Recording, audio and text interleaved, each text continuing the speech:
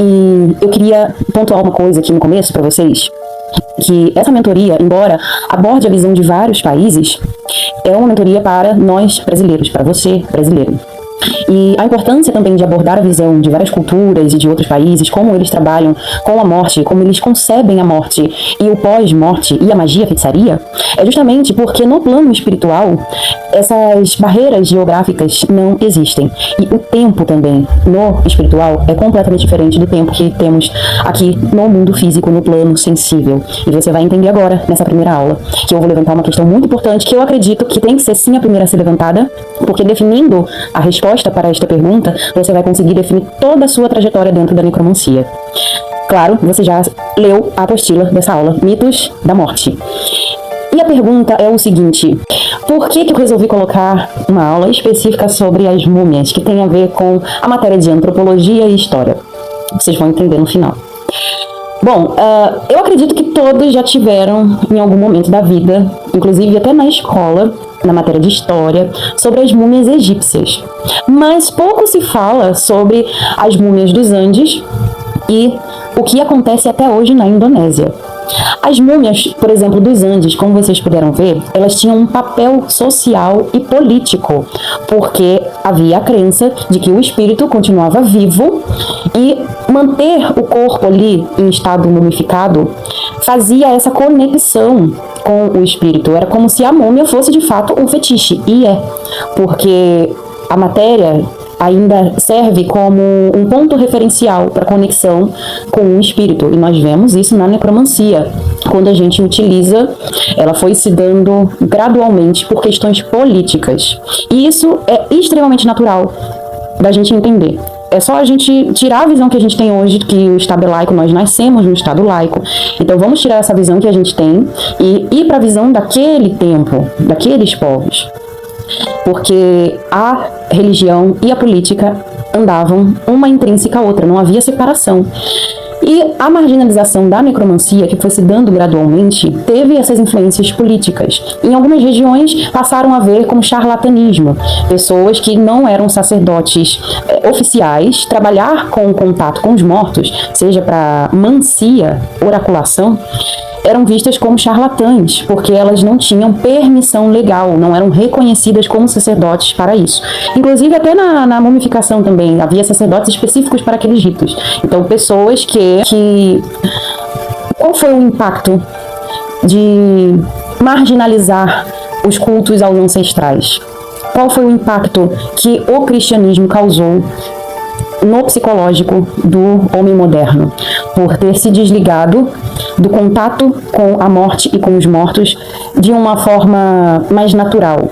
Porque hoje nós vemos como algo fatalista, que traz para o ser humano angústia de que pode morrer a qualquer momento e suscita ali um conflito interno de será que o que eu estou fazendo, será que a forma que eu estou vivendo, eu estou aproveitando a vida?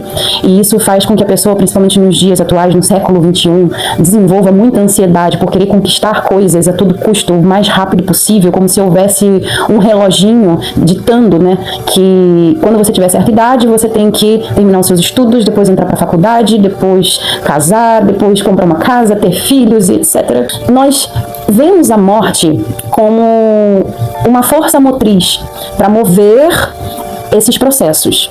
Quando a gente vê na Cabala que o homem se afastou de Deus após comer o fruto do conhecimento do bem e do mal e obter sabedoria e logo obteve o discernimento para escolher o que fazer, o certo ou o errado, certo ou errado aí na concepção hebraica ou judaica de que o certo seria você buscar a Deus e cultuá-lo e colocar ofertas a ele.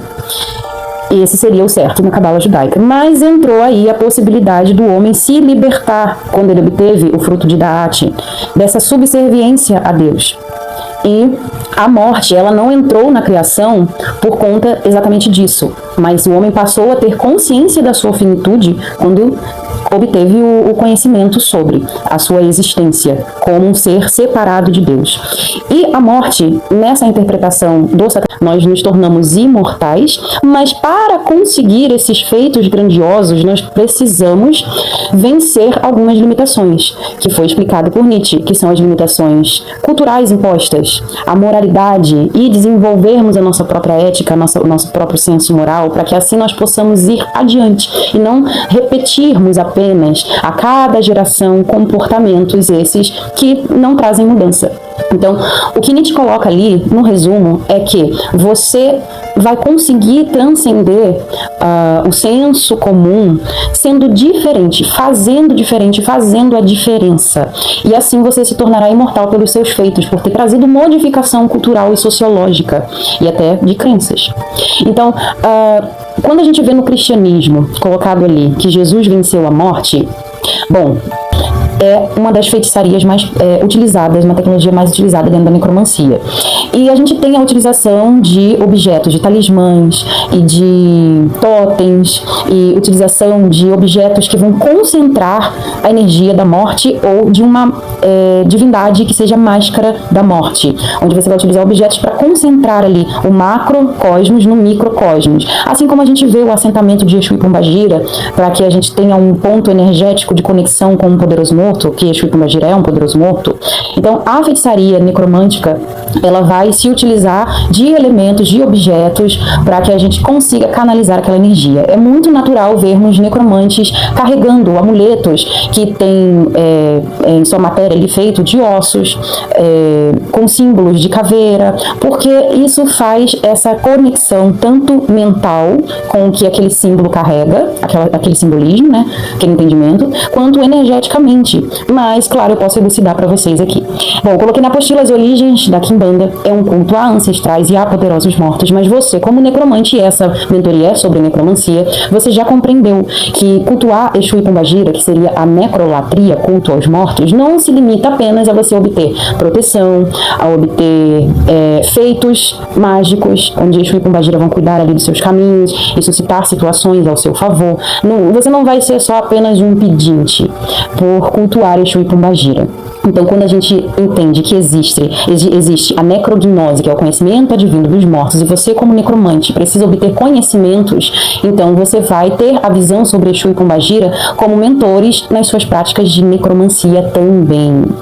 Quando a gente vê ali na Quimbanda as manifestações de Exu e Pombagira através da incorporação, não serve apenas para a prática de mancia, que é você fazer perguntas a Exu e Pombagira e eles te revelarem o que está oculto na sua vida. Acabamos de ver na aula anterior Poderosos Mortos como Exu e Pombagira, que estão inseridos na Quimbanda, que é um culto aos ancestrais. E Poderosos Mortos, além de Exu e Pombagira, seriam eles ancestrais diretos? Não. Como vimos nas aulas anteriores, a questão geográfica e temporal não existe no plano espiritual.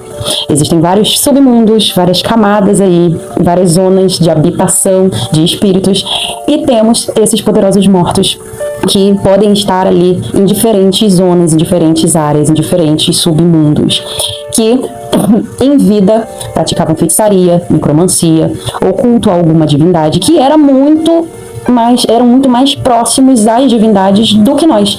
Tinham muito mais facilidade de conexão, porque, lembrando, religião e política, uma era atrelada à outra. Então, você já nascia inserido no culto a uma divindade, coisa que não acontece hoje no nosso tempo. Então, por exemplo, Hecate, você vai cultuar Hecate, quantas dúvidas vão te restar ao longo da sua vida sobre Hecate?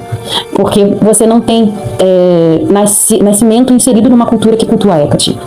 Então, um poderoso morto que cultuava Hecate tinha muito mais apropriado para falar sobre o culto, te instruir sobre o culto. E aí a gente entra numa das funções dos poderosos mortos, que são emissários das divindades, onde a gente vai tratar aqui sobre os mortos familiares, os parentes. Bom, a gente tem na nossa cultura o Dia dos Finados, que dentro do catolicismo se reza por eles, pela alma deles, para que eles tenham paz, né? Então todo mundo acende vela pedindo para que eles sejam encaminhados e cuidados e etc, né?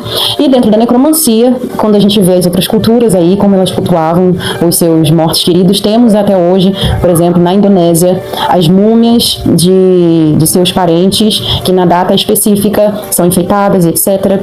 Mas uma coisa importante que a gente precisa se atentar: não são todos os espíritos de parentes desencarnados que estão propícios energeticamente para receber um culto, para que você monte um altar na sua casa para eles, para atrair aquela energia. Por isso que há a importância de se analisar como necromante como se encontra aquele espírito, como está a questão consciencial dele, para que você não atraia energias que serão conflitantes. Identificar também se há conflitos na sua vida e na sua família sendo provocados pela energia desse parente desencarnado. Bem-vindos à nossa aula de número 12, e aqui a gente vai tratar sobre o espírito das crianças, os mortinhos. Como vocês viram na apostila, algumas culturas colocavam uma visão sobre crianças mortas, uma capacidade muito maior de serem intermediárias dos deuses, assim como a gente tem no candomblé, os ibejis, e na Umbanda, os ereis, que são manifestações de orixás, que são intermediários dos orixás. Então, isso se dá pela... Bem-vindos à nossa última aula da nossa mentoria de necromancia, e é sobre espíritos de animais. Bom, ali na apostila ficou bem explícito, né, o entendimento de que quando você tem um espírito ali, quando você tinha um animal de estimação e ele morre, o espírito dele pode ser utilizado para continuar na mesma função que ele tinha em vida, de continuar ali te protegendo, te guardando, te auxiliando. E aí, quando entra na questão mágica, ele ainda vivo, participando ali de ritos, de rituais e sendo utilizado como um ente espiritual, quando ele desencarna e perde as limitações físicas, ele ganha mais abrangência de atuação. Então ele pode ser, sim, utilizado como um animal protetor, como um espírito protetor. Existem outros animais quando não são domésticos também. Quando